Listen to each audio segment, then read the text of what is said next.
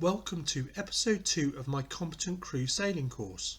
This is the second day and we are in the Algarve sailing west to Portimão. In this episode we learn to master tacking and we take evasive action when we get far too close to a trawler. Good morning, it's start of day 2. I've been out for an hour with the drone and managed to get that up and the seagulls left me alone, so I've got a bit of footage. Hoping to get some more in the week of the boat, but that's a bit harder because I can't launch off the boat and I don't really want to launch in the marina, so but I might be brave enough. Early morning, I don't know, that might really annoy people, right? There's no wind again, it's absolutely nothing at all. Hopefully we'll sail out and we will find some. So today, this morning I've got to practice a few knots. Got about 20 minutes to get it right before Skip comes on board and the others. So yeah, I better get on with that, I suppose. 2 fingers took the rope, 2 fingers took the line, over, blue, under, over, so that parallel, pull, bowling. Stop talking, start living. It's your defense mechanism. I'm unaware if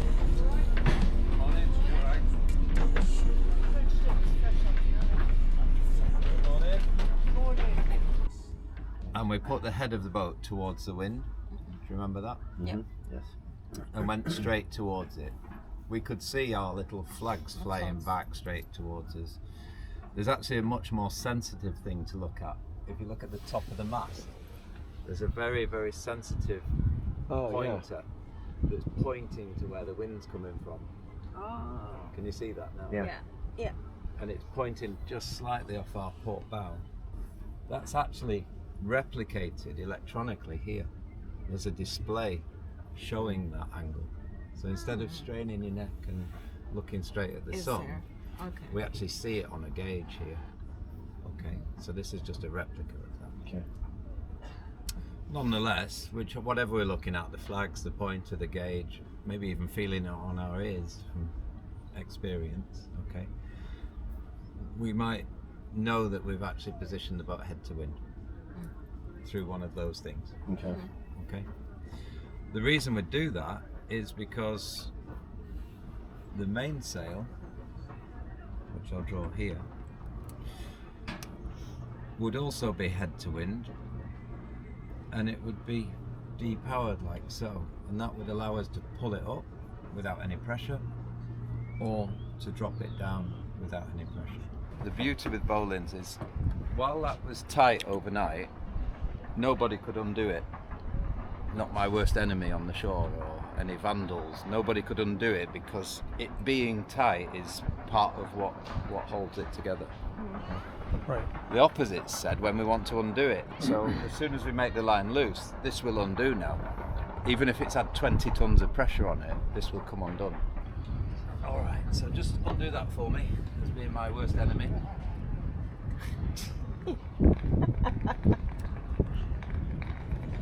Yeah.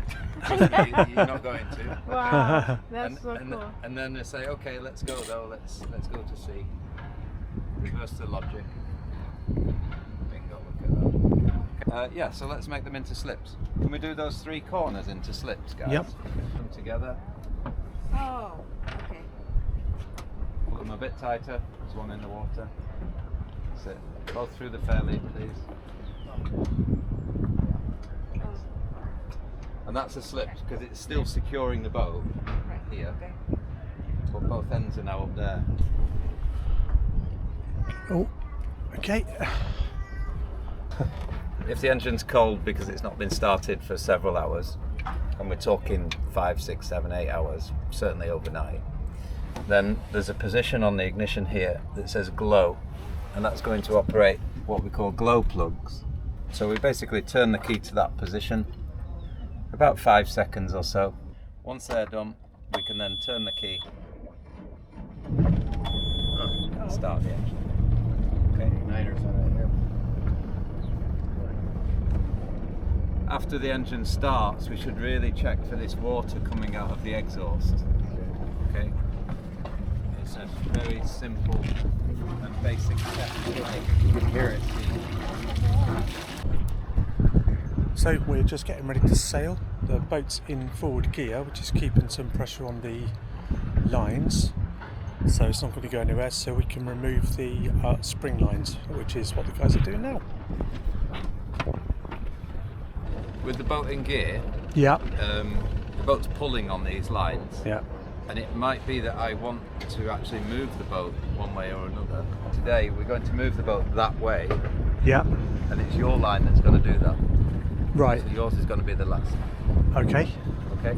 Yeah. Because we're doing that, Roy's is the first. Right. So Roy, you can slip already. What you can do here is to be ready to slip Yeah. by maybe reducing that halfway back, like that. Okay. Because that means you're ready, Yeah. but you're allowing me to use the engine still and not injure your hands. Right. Okay. Okay. Thank you. Sandra, can you slip the bow?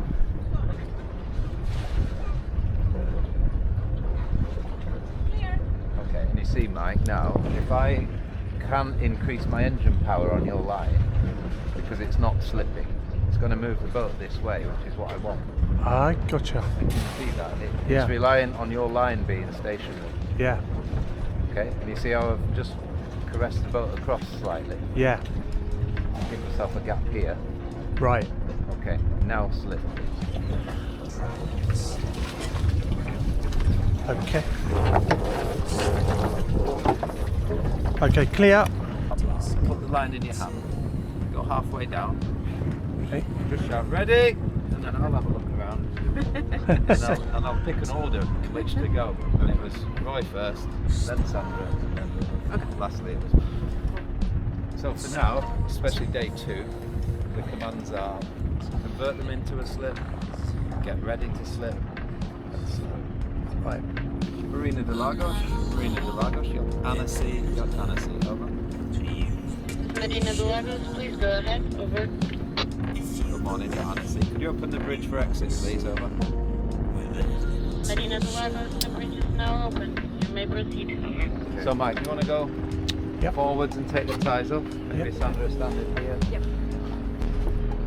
Let's take the tie up.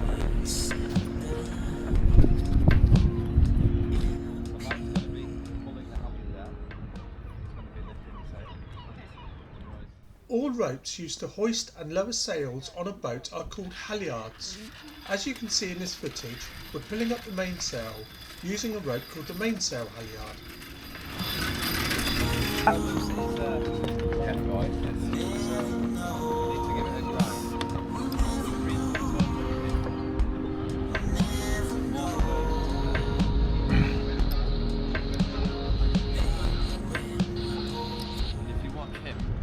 Moving your hand like that, you see how that's loose? Yeah. So you just tighten up a bit more, just keep doing it like. You see how that's now? Okay, that's enough. Yeah. Because this is finished with, just double check that that's closed, which it is. Then we can clear that. Yeah.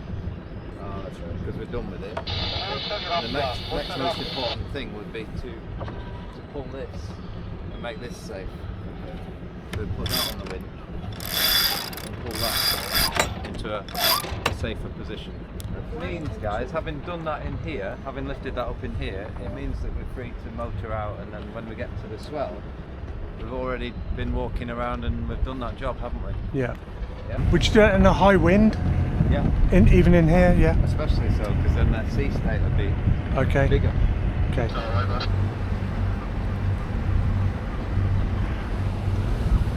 Okay, so do I go straight? We're actually going to be turning towards that yacht soon. Okay. Okay, start going. Got fog. Oh, right. Fog. You're not to know because you don't really know this view very well, but normally we can see Portimão and all the rest, but it's all out of view. It's all underneath the fog. Very All right. unusual situation.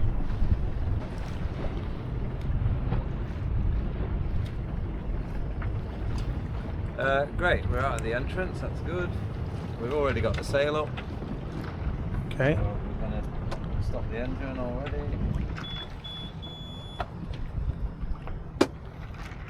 And we're going to turn a little bit to make the boat sail. Okay. We practically head to wind. Want me to do that now? Yeah, so if you turn towards maybe the end of the trees over here. Yeah. That's going to be a good point of sail. You can actually see the sails formed a shape now already. Yeah. You can see that. All ropes that control a sail are called sheets. This shows us pulling out the headsail by releasing the furling line and pulling on the headsail sheets. Once we have the headsail half out, we release the upwind sheet and tension the downwind sheet. The sail can then move to one side and take shape. Being pushed this way. Right. And I'm ready now to pull out the headsail on this side. It's not going to feel radical, but you're going to get a little bit more power now.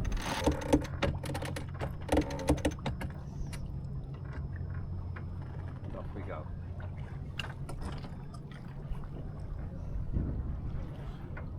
You probably feel the boat starting to speed up a little bit. Yeah.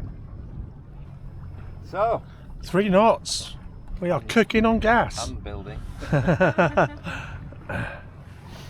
So guys, we're just going to carry on a little bit further down here, just 5 minutes just to sort of take stock of what's happening. But you can probably see that if we carried on in this direction, we'd hit the beach, wouldn't we? Yeah. Yeah? So it's the beach that's going to determine when we need to tack. You see that? Yeah. We can't just carry on. We're just going to hit the sand. So at some point we'll need to tack away from the beach. And we'll do that in maybe 10 minutes time or so. Alright? Yeah. Let's go sailing. Sail up.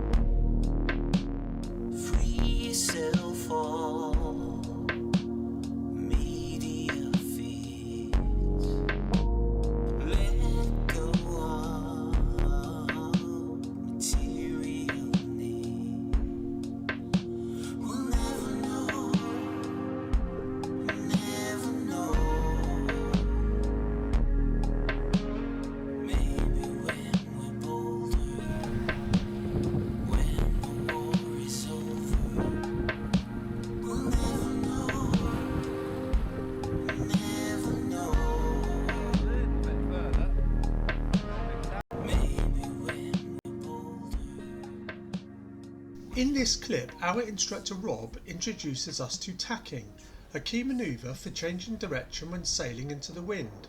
During a tack, the headsail needs to shift to the opposite side of the boat as we turn. Guys. One more tack. Everyone ready to tack? Ready? Tacking. As we sail into wind, we need to maintain an angle of about 45 degrees to the oncoming wind. During a tack, we turn the boat about 90 degrees, so the wind shifts to 45 degrees on the opposite side. This puts us on a close reach, which is an ideal point of sail for maintaining speed and control in these conditions. How do you know when you've got enough tension? When it's not flapping.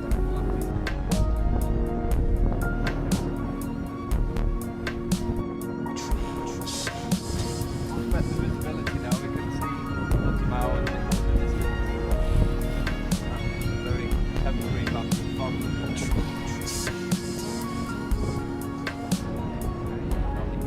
Very slowly Roy? Yes. We're going to furl away the headsail. We're heading into a bay to anchor for lunch. The first step is furling the headsail to reduce its power. Since the sail winds onto the furling drum, we don't need to be heading into the wind to furl it effectively. We're all going to go and have a look at the anchor together in a moment, okay? We'll do all that together, okay?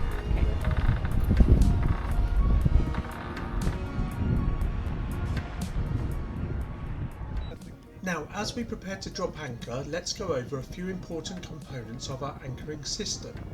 First, we have the chain locker. This is a storage area where the chain is kept when not in use. This helps keep everything organised and prevents tangling. Next is the windlass. It's a mechanical device that makes raising and lowering the anchor much easier. It consists of a drum that winds the anchor chain in and out, streamlining our anchoring process. You'll also notice we're discussing chain markers. These are often coloured links or sections of the chain that indicate how much chain has been deployed. They help us keep track of our depth and anchoring position. The next red marker in the chain, that's 10 metres. Yeah. You see it? Yeah.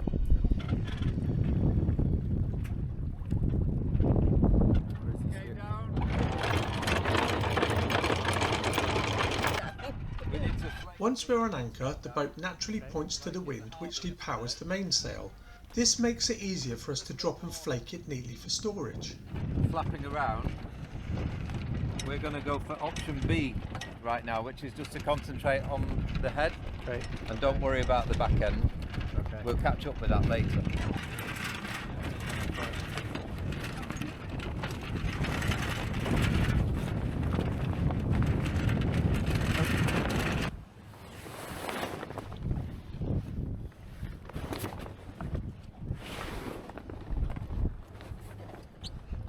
You can grab the ties from Sandra. Yep.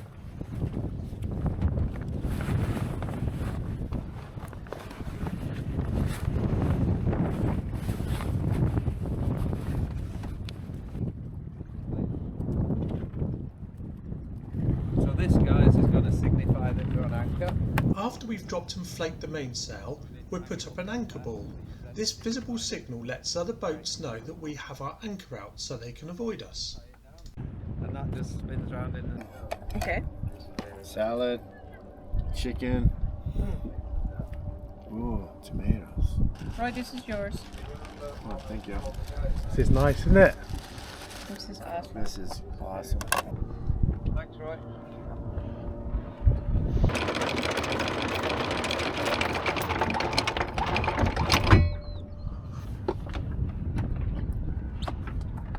Okay.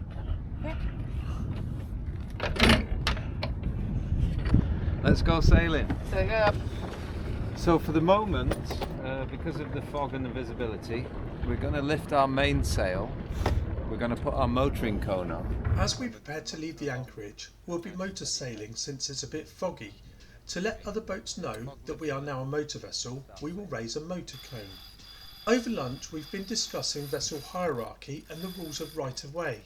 Generally, sailing vessels under sail have the right-of-way over motor vessels. This means that we, as a motor vessel, should now give way to any sailing boats we encounter. Look like a sailboat. However, large vessels like ships have their own considerations due to size and manoeuvrability. We looked at ourselves and said, no, we're not, we're actually a motorboat. By putting that shape up.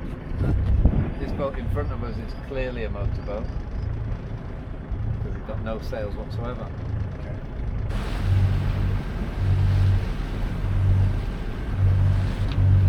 Right. Hotels in front of us. Yeah. Here. We'll already go 10 degrees to starboard already. So we'll go another 10 degrees to starboard. You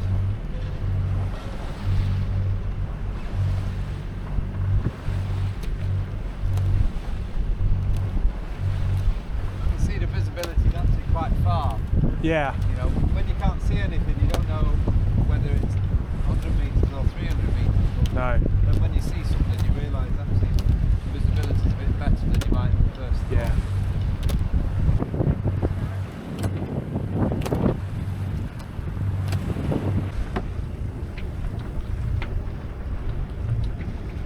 So we can throttle back even more. Keep going. And one more till it clicks again. That's neutral now. Right. Okay. We good at that, Roy? Can I take up? Yeah. You. Our instructor Rob demonstrates what happens when we sail directly into the wind. As we approach the wind head-on, the boat loses power and speed, becoming uncontrollable and moves wherever the wind or current takes it. This is a crucial lesson, and I discover its importance for myself later on in the series. Just as an example, just turn for the concrete tower, because that's where we want to go.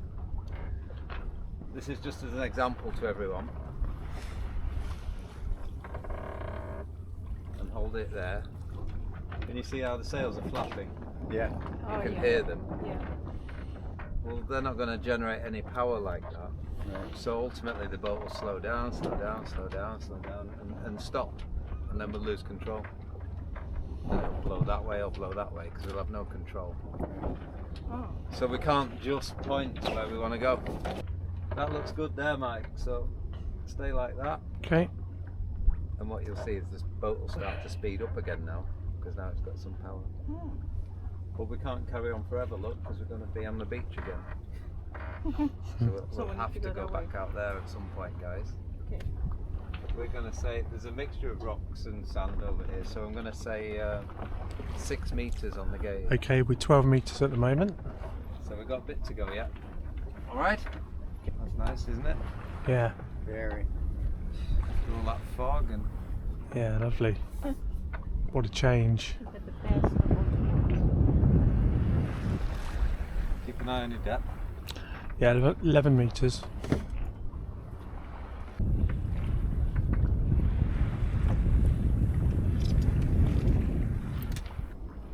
Eight meters, Skip. Gonna go at 7. Yeah. Prepare to tack. Is it prepared to tack or ready to tack? Ready to tack. Ready to tack. Ready? Okay. 7 meters. You don't need the top, very top that's one. right. You both ready? Ready? Ready. Tacking. And just wait. Now go.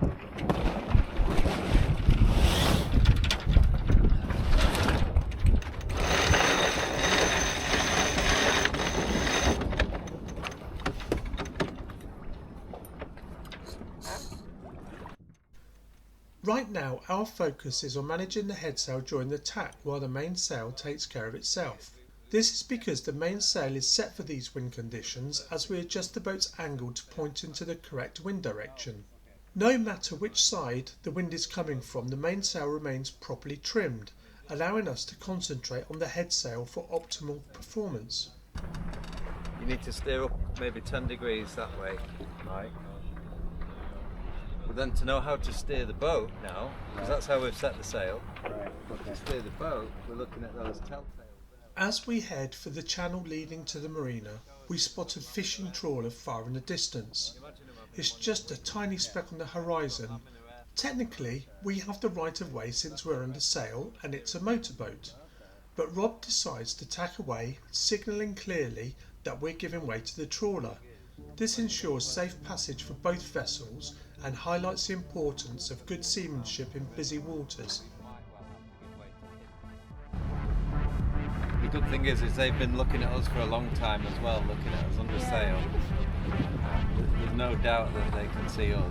There's only one thing rolling around my mind.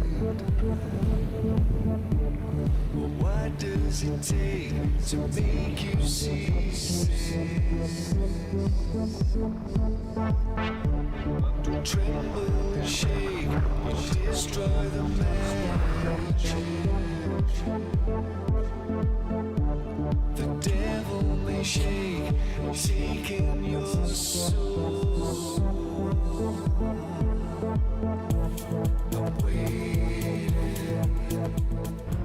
Just because I don't like that situation with him, okay, we're going to tack, which is going to point us behind him, okay? So I'm ready to Okay, tack, so guys. go to Going to go that all the way, way. but Okay. go behind Oh him. my God. Ready. Don't worry. Ready. Okay. You ready? Okay, let's Tackle. tack. Now, tackle. And what that'll do is send him a Tackle. very, very clear.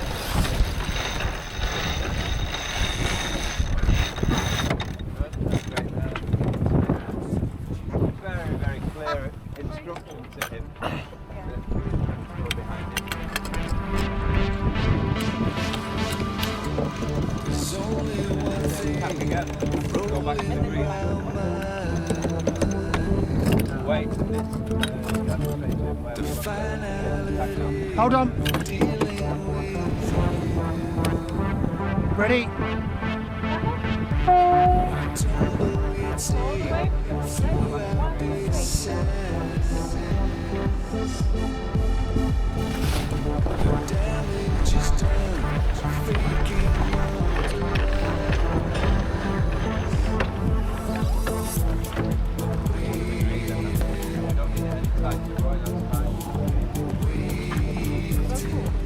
I love it. And that little peep of his was just like, thanks a lot, guys. Yeah. I realised he'd turned up. Wow, very cool. And that's let him continue a steady speed and get to market, basically.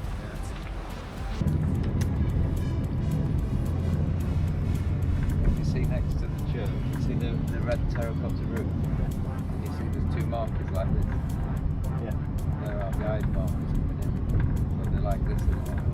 Yeah, I see. Yeah. Oh, okay. Yeah. They're what? These tellers that were coming down the centre of the channel. Oh, okay. We call it a leading line. I don't know what you call that.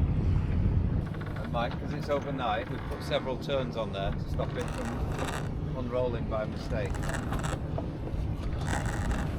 Okay. Happy? Yeah.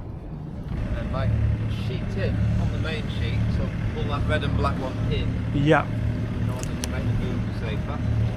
I'm tightening the main sheet as we prepare to enter a calm area of the channel to drop the mainsail. By securing the boom, we prevent it from swinging. This offers crew safety and stability whilst we lower the sail. Just about to drop the sail, so I don't think it's worth it, Roy. No. But we're just about to drop anyway. Okay. And we're in a channel, are we? And we're in the channel. So there's Marina de Portimão, yacht Annecy, over.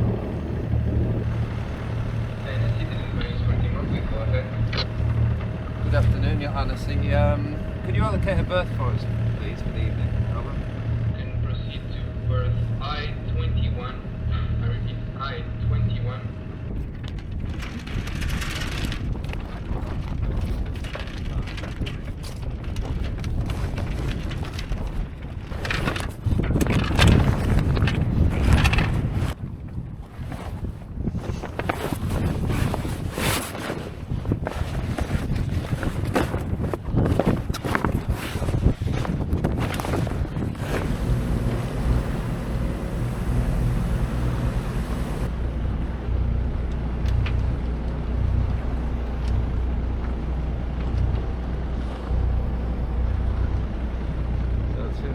Confines here, guys. We'll go 3 and 3 with the fenders, okay?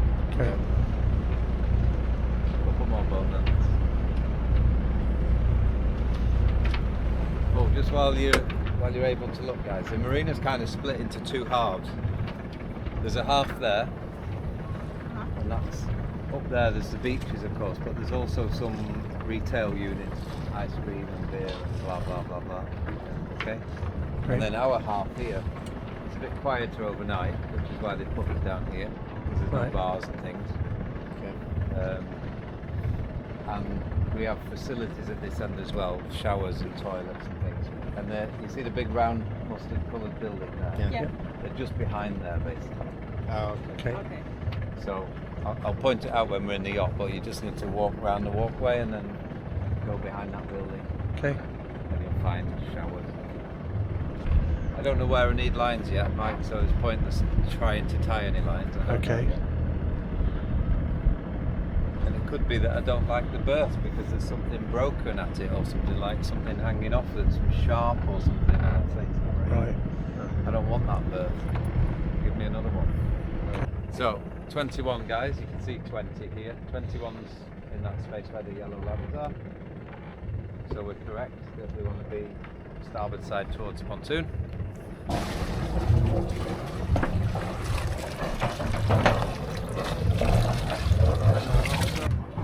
going to take that and do another bowl in.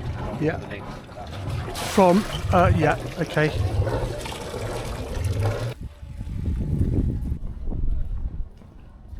Worthwhile flying in with that on. We need to make sure that she's up to speed.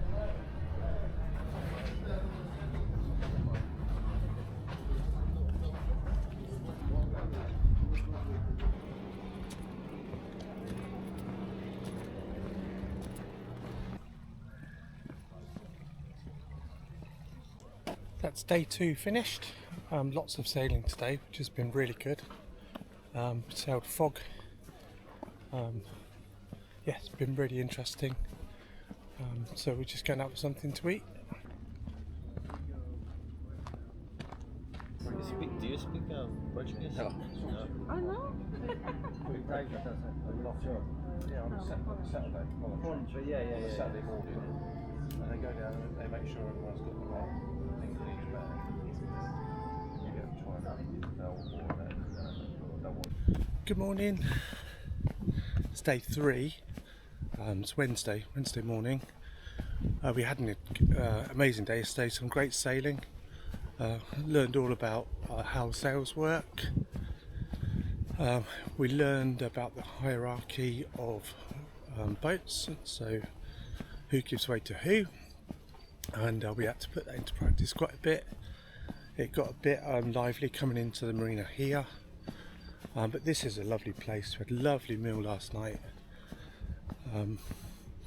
down by the old sardine factory. I've got some footage, so I'll put that up in a moment. Rob has brought us to the old town in Portimão for dinner. This is Fábrica de Sardinas. It's an old sardine factory dating back to the 20th century. These baskets transported the day's catch directly from the fishing boats to the factory.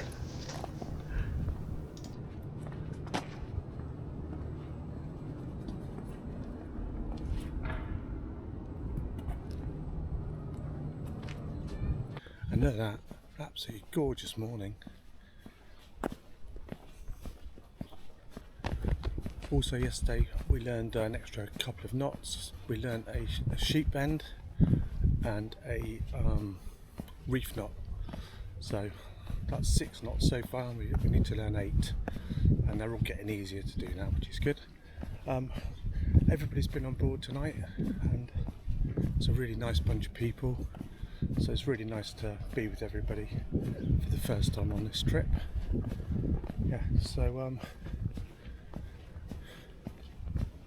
I got up for a bit of an early walk, captured the sunset coming up.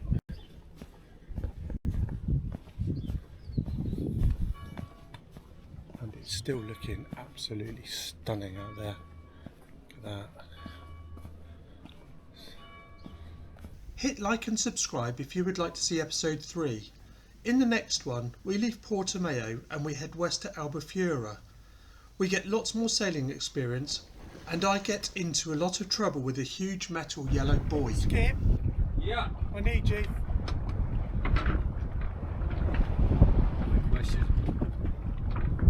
Need you now.